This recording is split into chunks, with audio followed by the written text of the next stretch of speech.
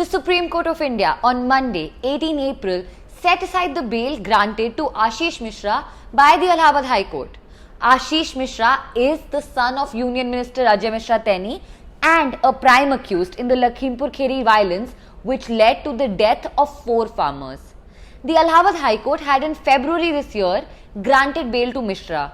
In their judgment setting aside the High Court order, the CJI-led, which is the Chief Justice of India-led bench, delved into 3 questions. The first one being whether a victim is entitled to be heard at the stage of adjudication of bail application of an accused.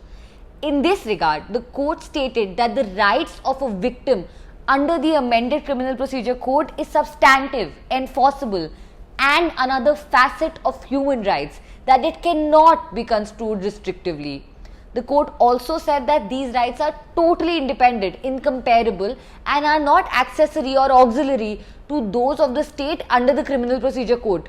What does this mean? This means that the court clarified that the presence of state in these proceedings does not mean that a hearing has been accorded to a victim. Stating that a victim within the meaning of the CRPC, which is the Criminal Procedure Code, cannot be asked to await the commencement of trial for assessing his or her right to participate in the proceedings, the court expressed their disappointment with the manner in which the High Court, they said, has failed to acknowledge the right of the victims. The second question that the court considered was whether the High Court overlooked the relevant considerations while passing their order granting bail to Ashish Mishra. This too, the Apex Court answered in the affirmative. They said yes, stating that instead of looking into the aspects such as the nature and gravity of the offence, severity of the punishment in the event of conviction, circumstances which are peculiar to the accused or victims, likelihood of the accused fleeing, likelihood of tampering with the evidence and witnesses, and the impact that his release may have on trial and the society at large, the High Court has adopted a myopic view of the evidence on the record and proceeded to decide the case on merits. The third and the final question that the top court dealt with was if the High Court's order was then palpably illegal and warranted interference by the Apex Court, stating that ordinarily they would be slow in interfering with any bail order passed by the High Court, but if they found that such an order is illegal, perverse, or founded upon irrelevant materials adding vulnerability to the order granting bail,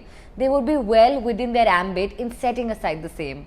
The court then went on to set aside Allahabad High Court's order granting bail to Mishra. This, they said, was on account of factors like irrelevant considerations having impacted the High Court's bail order, the High Court exceeding its jurisdiction by touching upon the merits of the case, denial of victims' right to participate in the proceedings, the tearing hurry shown by the High Court in entertaining or granting bail to the accused. But the Apex Court did not shut all doors for Mishra. In fact, categorically pointing out that no accused can be subjected to unending detention pending trial, especially when the law presumes him to be innocent until proven guilty, the court remanded the matter back to the High Courts for a fresh consideration after giving adequate opportunity of hearing to the victims as well. In the meantime, however, Ashish Mishra is to surrender within a week's time.